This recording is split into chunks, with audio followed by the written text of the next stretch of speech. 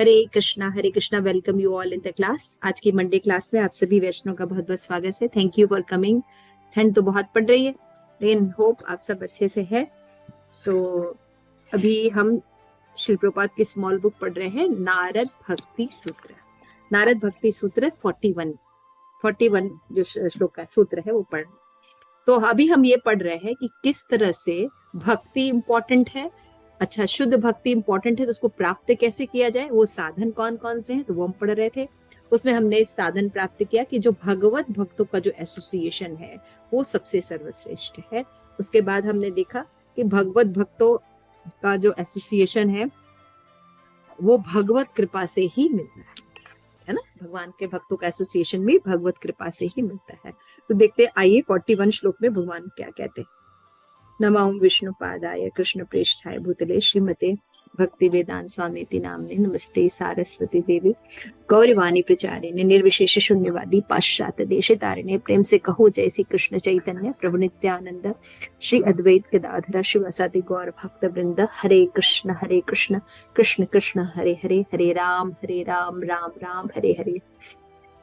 नारद भक्ति सूत्र की जय। तस्मिन् तत् जने भेद अभावत अभावात। क्या बोल रहे हैं नारद मुनि। सूत्र जो होता है छोटा होता है ना, शॉर्ट में। तो क्या बोलते हैं, तस्मिन् तत् जने भेद अभावात। तो व्यक्ति भगवान के शुद्ध भक्तों के संग द्वारा अथवा प्रत्यक्ष भगवत कृपा द्वारा भक्ति प्राप्त कर सकता है, क्योंकि भगवान एवं उनके शुद्ध भक्त अभिन्न हैं।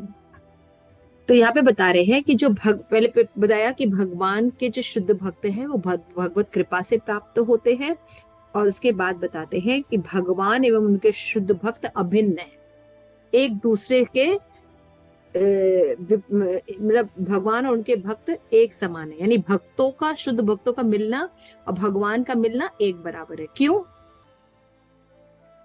Any thoughts? क्यों? आनंद प्रदा। क्योंकि भक्ति भगवान के प्रतिनिधि है। शुद्ध भक्ति ही भगवान के प्रतिनिधि है। Good answer, yes. और आनंद प्रताप, एनी आंसर? ओके, क्योंकि वो हमेशा अपने मन में भगवान का ही चिंतन करते हैं, उनके चरणों का ध्यान करते हैं, भगवान के अपने मन में भगवान का चिंतन करते हैं। और सोचिए थोड़ा सा। यस मंजरी। भगवान की वाणी को ही हमें बताते हैं, भगवान की वाणी को ही हमें बताते हैं। यस, ये भी पॉइंट बिल्कुल सही है, भगवान की वाणी को ही बताते हैं। और कोई थॉट? और प्रभुपाद हमारे गुरु महाराज का साक्षात उदाहरण है उधर कि उन्होंने अपने गुरु की जो वाणी को जो उनके कहे अनुसार उन्होंने कहा, क्योंकि वो भी उनको भगवान का ही रूप हम पढ़ते हैं ना, जब सुबह अपने गुरु की वो करते हैं, यस्य प्रसाद, जब तीनों समय उनका ध्यान करते हैं। हाँ बोलिए, यस्य प्रसाद पूरा बोलिए। यस्य प्रसाद भगवत प्रसादो यस्य प्रसादात् न गति कुतोऽपि तस्य वंदे गुरु श्री सबसे इम्पोर्टेंट है कि वो हमें शुद्ध भक्ति दे सकते हैं।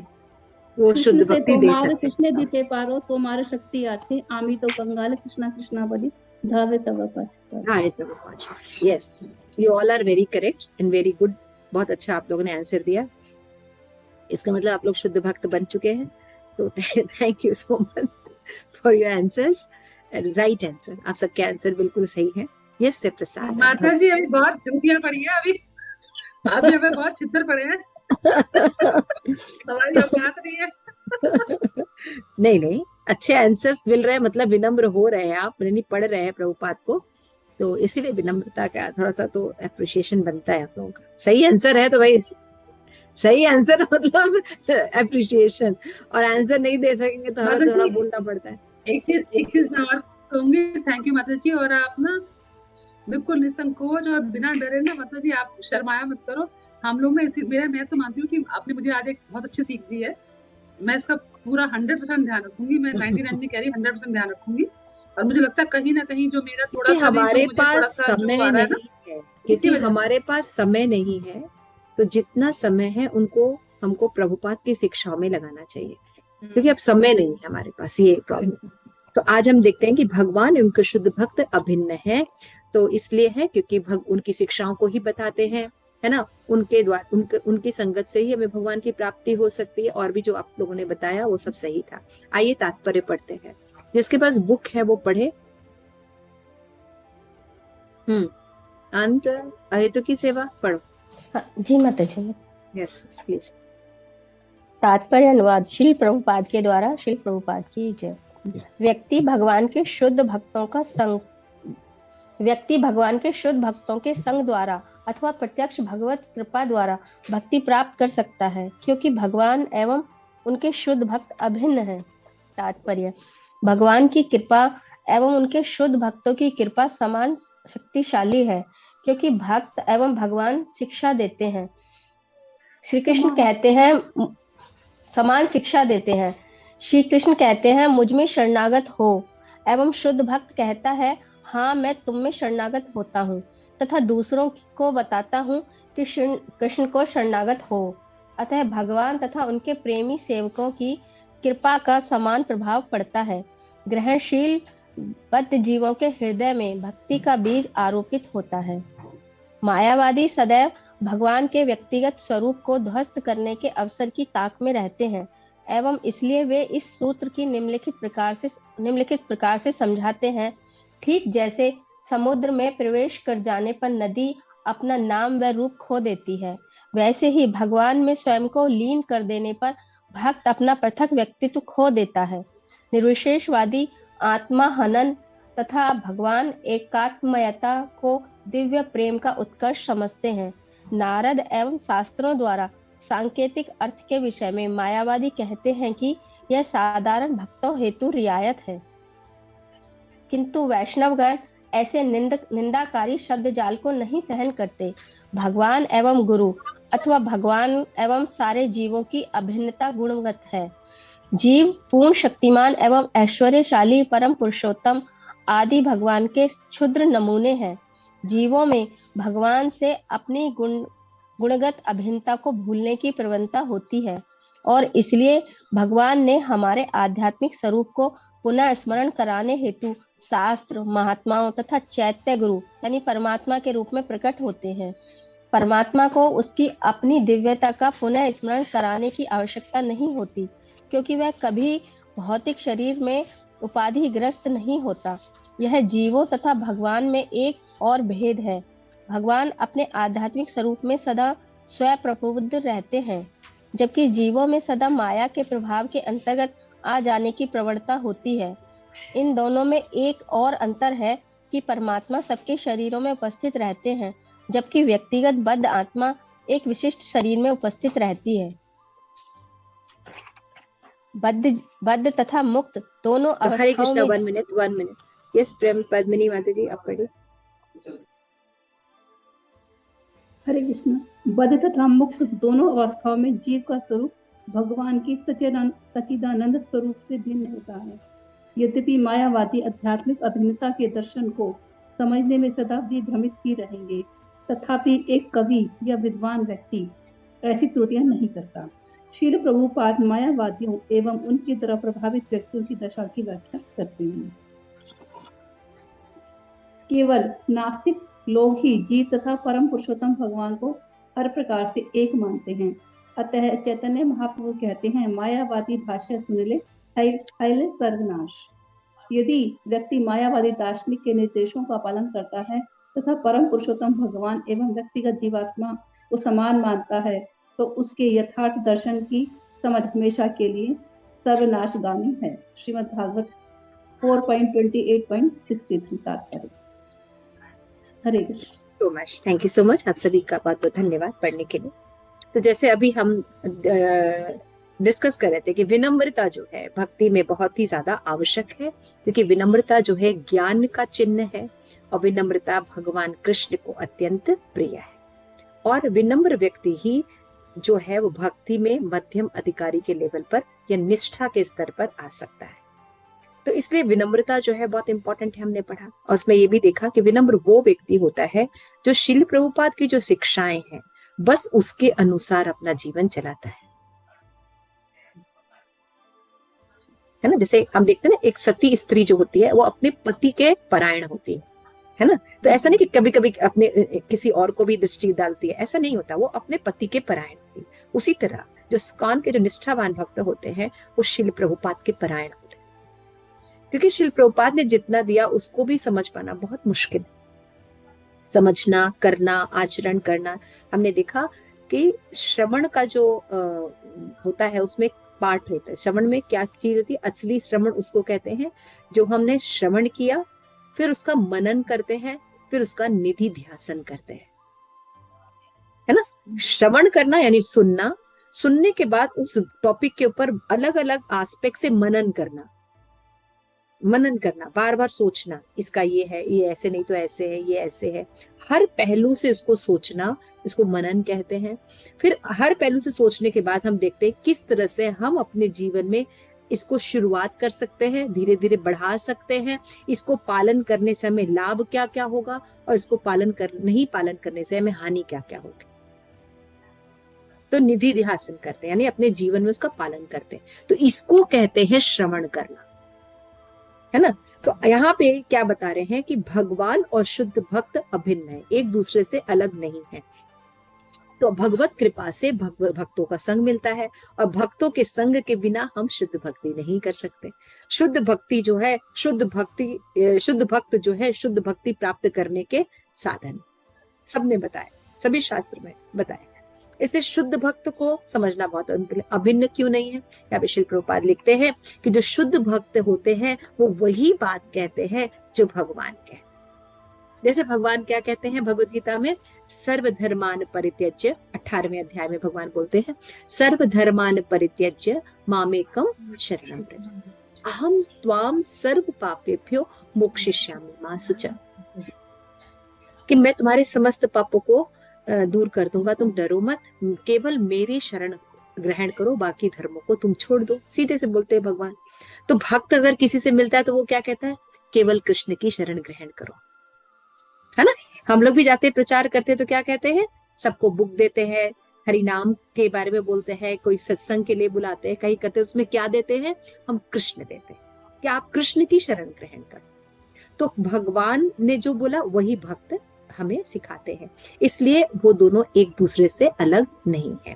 यहाँ पे श्रील प्रभुपाद कहते हैं भगवान की कृपा एवं शुद्ध भक्तों की कृपा समान शक्तिशाली है ना। शुद्ध भक्त जब कृपा करेंगे तो क्या देंगे? कृष्ण देंगे, और कृष्ण क्या देंगे? खुद अपने आप को देंगे, है ना। तो दोनों की अवस्था एक ही होती है, इसलिए जो है दोनों ही समान शिक्षा देते हैं, इसलिए अभिन्न है। सबसे पहली बात, अतः भगवान तथा उनके प्रेमी सेवकों की कृपा का समान प्रभाव पड़ता है। जैसे हम वहां जाते हैं डीटीज के दर्शन, अर्चा विग्रह के सुंदर दर्शन करते हैं तो कितना शांति मिलती है ना। इतने क्लेश से भरे हुए जो मन रहता है या चीजें रहती है, उसमें जब भगवान का हम सुंदर मुख देखते हैं, श्रीमती राधे रानी का सुंदर मुख देखते हैं, गौर निताई का, जगन्नाथ बलदेव सुभद्रा सुदर्शन का सुंदर मुख देखते हैं, हृदय में एकदम से शांति हो जाती है। प्रभुपाद को देख के एकदम से शांति हो जाती है। तो जैसी शांति अर्चा विग्रह को देख के होती है, वैसी शांति प्रभुपाद को देख के होती है, उनके शुद्ध भक्त के दर्शन से होती है, क्योंकि दोनों का समान प्रभाव पड़ता है। दोनों क्लेश का नाश करके जीव को उसके ओरिजिनल आइडेंटिटी से मिला देते हैं। यहाँ पे बताते हैं लेकिन इसके विपरीत जो होते हैं वो क्या होते हैं? मायावादी होते हैं और निर्विशेषवादी होते हैं। अब यहाँ पे बताते हैं कि जो मायावादी होते हैं वो क्या बोलते हैं कि हम भगवान के अंश हैं, लेकिन हम भगवान से जब मिल जाएंगे तो हम भी भगवान बन जाएंगे। ये मायावादी फिलॉसफी है ना, कि हम भगवान बन जाएंगे। हमारे पास अभी कुछ गुणों की कमी है, अभी कुछ गुण हम अर्जित कर लेंगे तपस्या के द्वारा, भक्ति के द्वारा, उसके बाद हमारा प्योरिफिकेशन हो जाएगा और हम भी भगवान बन जाएंगे, है ना। तो भगवान में एकत्व या सामीप्य, भगवान में विलीन होने का जो भाव है, ये मायावादी को। और निर्विशेषवादी भगवान के रूप में विश्वास नहीं करते, है ना। तो ये लोग जो होते हैं, भगवान का और जीव का जो संबंध है, ये हमें भ्रामिक रूप में रखते हैं। तो जब हम इनका संग करते हैं और इनके हिसाब से हम जब रहते हैं तो हम कभी भी शांति प्राप्त नहीं कर पाते। सुख प्राप्त नहीं कर पाते, है ना। तो नारद मुनि जो है यहाँ पे बताते हैं कि इनका जो खंडन है वो सबसे सुंदर तरीके से भक्ति के द्वारा किया जा सकता है। श्रील प्रभुपाद बताते हैं कि वैष्णव जन जो है वो मायावादी की बहुत निंदा करते हैं, क्योंकि मायावादी क्या कहते हैं, जैसे हम समुद्र हैं, सारे समुद्र नदियां जो है वो समुद्र में जाती हैं, वहीं पे मिल जाती हैं, फिर उन नदियों का अपना एग्जिस्टेंस खत्म हो जाता है। उसी तरह जीव जो है वो अभी क्योंकि भगवान से अलग है, भौतिक जगत में है, लेकिन जब वो भगवान के साथ मिल जाता है तो वो भी भगवान बन जाता है। तो रूप गोस्वामी कहते हैं कि ये फिलॉसफी जो है ये गलत फिलॉसफी। ऊपर से नदियों का जल तो मिला हुआ लगता है, लेकिन अगर नदी जैसे गंगा है, यमुना है, उनके जो कई जीव जंतु हैं, मगरमच्छ है, कछुआ है, मछलियां हैं, वो जब समुद्र में जाके मिलती हैं तो क्या वो समुद्र की मछलियां और मगरमच्छ से जाके मिल जाती हैं? उनका अपना एग्जिस्टेंस नहीं रहता है, उनका अपना एग्जिस्टेंस तब भी बना रहता है जब नदियों का जल जाके समुद्र में मिलता है। तो नदियों के जो जीव जंतु हैं उनकी एग्जिस्टेंस वैसी ही रहती है, वो जाके समुद्र के जीवों के साथ मिल नहीं जाते। उसी तरह से जीव मुक्त अवस्था में हो या बद्ध अवस्था में हो, दोनों ही अवस्था में वो भगवान से अभिन्न है और भिन्न भी है। जीव मुक्त अवस्था में हो या बद्ध अवस्था में हो, वो सदैव भगवान का अंश है, भगवान की सेवा के लिए ही बना है, उसका यही एग्जिस्टेंस बना रहता है। बद्ध अवस्था में उसकी बद्ध अवस्था का सिचुएशन इसलिए क्रिएट होता है क्योंकि अपनी इस आइडेंटिटी को, पहचान को वो भूल जाता है कि वो भगवान कृष्ण का अंश है, आत्मा है, और भगवान कृष्ण की प्रेममय सेवा करना उसका एकमात्र धर्म है। ये संबंध वो भूल जाता है, जिसके कारण वो इस जगत में आता है। तो जब जीव सच्चिदानंद अवस्था में है तो उसको कुछ करने की जरूरत नहीं, वो अपने इस आइडेंटिटी को जानता है, पहचान को जानता है। लेकिन जब बद्ध अवस्था में होता है तो अपने पहचान वो शरीर से करता है ना। तो जीव जो है, भगवान का जीव के साथ जो संबंध है, भक्ति में जो बताया गया है, अचिंत भेदा भेद तत्व बताया। तो व्हाट इज अचिंत भेदा भेद तत्व? भेद भी है जीव और भगवान में और भेद नहीं भी। जीव और भगवान में भेद क्या है? जीव और भगवान में भेद ये कि भगवान सदैव भगवान रहते हैं और जीव सदैव उनका अंश रहता है। भगवान परमात्मा के रूप में सबके हृदय में रहते हैं और सबके हृदय की बात जानते हैं, लेकिन व्यक्ति अपने हृदय की बात केवल समझ सकता है, वो औरों के बारे में नहीं जान सकता। तो ये भेद है। और अभेद क्या है कि भगवान भी सच्चिदानंद हैं और जीव भी सच्चिदानंद, है ना। तो इसलिए ये समझना होगा। तो ये फिलॉसफी के हिसाब से जीव जो है मुक्त अवस्था में रहे या बद्ध अवस्था में रहे, सदैव अणु आत्मा रहेगा, वो कभी भगवान नहीं बन सकता। भगवान ने बहुत बार भगवत गीता में इसको एक्सप्लेन किया है। इवन भगवत गीता के 15वें अध्याय में भगवान ने बोला है, ममे वांशो जीव लोके जीव भूत सनातन। सनातन मतलब हमेशा, शाश्वत रूप से जीव क्या रहेगा? मेरा अंश रहेगा, यानी मैं भगवान रहूंगा और जीव मेरा अंश रहेगा। भगवत गीता के दूसरे अध्याय में भी भगवान ने अर्जुन को बताया है कि अर्जुन, मैं रहूंगा, तुम रहोगे और भविष्य में भी हमारी आइडेंटिटी बनी रहेगी, है ना। यानी मैं भगवान हमेशा रहूंगा, अंश रूप में तुम हमेशा रहोगे, यानी तुम सदैव अंश रहोगे और मैं भी भगवान सदैव रहूंगा। तो इससे पुष्टि होती है कि हम अभी मटेरियल वर्ल्ड में है, हमारी कॉन्शियसनेस शारीरिक है, देहात्म बुद्धि में है, तब भी हम भगवान के ही अंश हैं। भूल गए कोई बात नहीं, लेकिन हम कृष्ण के ही अंश हैं। और जब हमको ये ज्ञान हो जाएगा, हम मुक्त हो जाएंगे, हमारा प्यूरिफिकेशन हो जाएगा, तब भी हम, हमारी आइडेंटिटी क्या रहेगी? हम भगवान के अंश के रूप में रहेंगे, हम भगवान नहीं है। शिल प्रभुपाद ने हमें क्लियर किया है बहुत जगह कि भगवान बना नहीं जाता, भगवान होते हैं। कुछ एक्सरसाइज करके, कुछ मेडिटेशन करके, कुछ क्वालिटी डेवलप करके कोई भगवान नहीं बन सकता, क्योंकि भगवान बना नहीं जाता, भगवान होते हैं। तो इसके आधार पर यहाँ पे बताया गया। तो भगवान अपने आध्यात्मिक स्वरूप में सदा प्रबुद्ध रहते हैं और जीव जो है उसमें माया में चित्त होने की प्रवृत्ति रहती है। भगवान अगर माया में आते तो कभी चित्त नहीं होते। भगवान इस मटेरियल वर्ल्ड में आते हैं तब भी वो सच्चिदानंद रहते हैं, वो भगवान रहते हैं।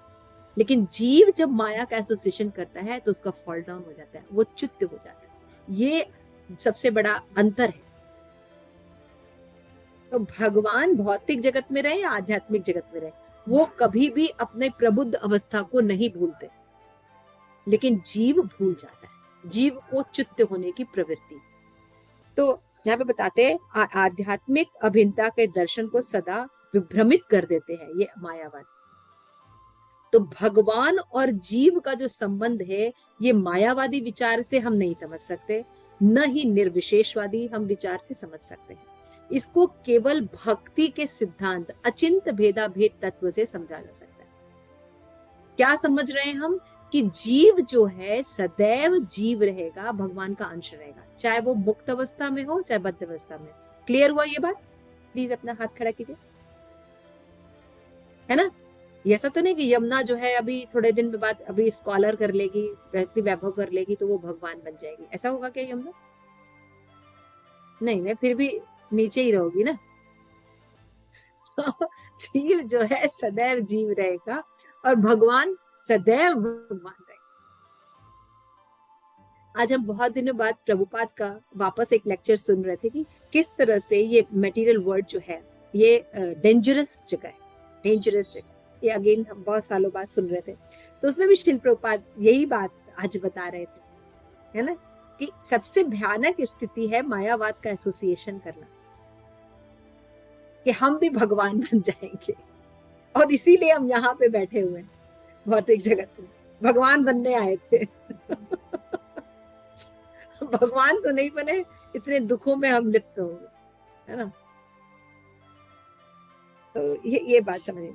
यहाँ पे शिल प्रभुपाद लिखते हैं, शिल प्रभुपाद मायावादी उनके प्रभावित व्यक्तियों की दशा की व्याख्या करते हैं। क्या कहते हैं वो?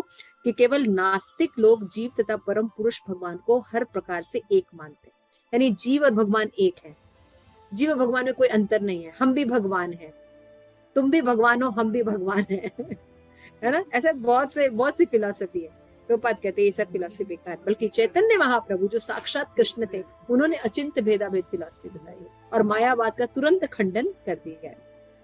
यदि व्यक्ति मायावाद दार्शनिकों के निर्देश का पालन करेगा तथा परम पुरुषोत्तम भगवान व्यक्ति व जीवात्माओं को समान मानेगा तो उसका सर्वनाश हो जाएगा।